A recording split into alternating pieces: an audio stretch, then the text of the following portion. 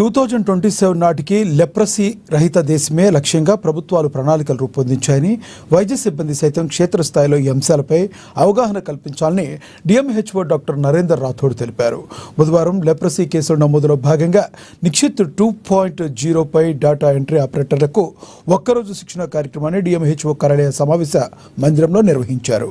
ముందుగా హైదరాబాద్ నుంచి వచ్చిన మాస్టర్ ట్రైనర్లు ఆపరేటర్లకు ఎలా ఎంట్రీ చేయాలో ప్రాజెక్టర్ ద్వారా తెలియజేశారు. లెప్రసీని పూర్తిగా అంతం చేసేలా ప్రభుత్వాలు కృషి చేస్తున్నాయన్నారు. వైద్య సిబ్బంది అందరి సహకారంతో జిల్లాను లెప్రసీ రహిత జిల్లాగా తీర్చిదిద్దడానికి కృషి చేయాలన్నారు. స్పర్శ లేని మచ్చలు కనిపిస్తే వెంటనే వైద్యులను సంప్రదించాలని తెలిపారు. ప్రజలకు దీనిపైన అవగాహన లేనితనం, నిర్లక్ష్యం కారణంగా లెప్రసీ పెరుగుతుందన్నారు.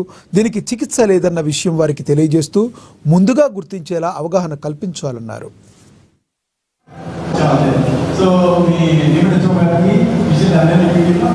సో లెప్రసీ అంటే మీ అందరికీ తెలుసు. ఎందుకంటే మనం గత సంవత్సరాల నుంచి చాలా సంవత్సరాలు చేస్తూనే ఉన్నాము. తర్వాత ఎల్సిడిసి కార్యక్రమాలు చేస్తున్నాము. మనం లెప్రా కేసెస్ని డిటెక్ట్ చేయడమే కాకుండా దానికి ఎన్రోల్ చేయడం కూడా అంత ఇంపార్టెంట్. అందుకని గవర్నమెంట్ 2023లో మనకు నికుస్ట్ పోర్టల్ అనేది ఏర్పాటు చేయడం జరిగింది. ఎందుకంటే ఒకసారి పోర్టల్ ఎంటర్ అయితే మనకు ఏ స్టేజ్లో ఉంది, పేషెంట్కి ఎలా ఫాలోఅప్ చేయాలా, ఏ గ్రేడ్లో ఉన్నారని చెప్పేసి తెలుసుకోవడానికి.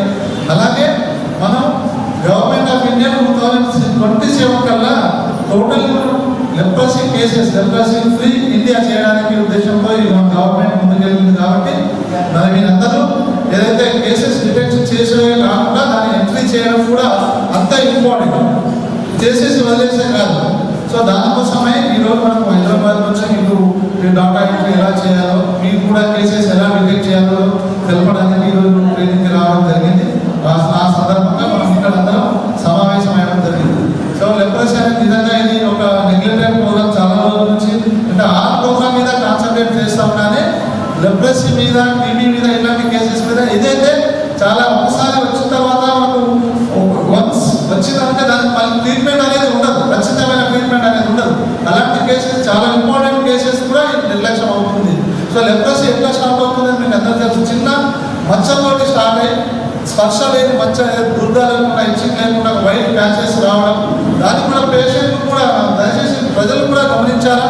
చిన్న మచ్చ ఏదైనా ఉన్నా కూడా మనం ఇమ్మీడియట్గా టెస్ట్ చేయించుకోవాలి. ఏమీ కాదులే అనుకుని ఒక సంవత్సరం తర్వాత, 2 సంవత్సరాల తర్వాత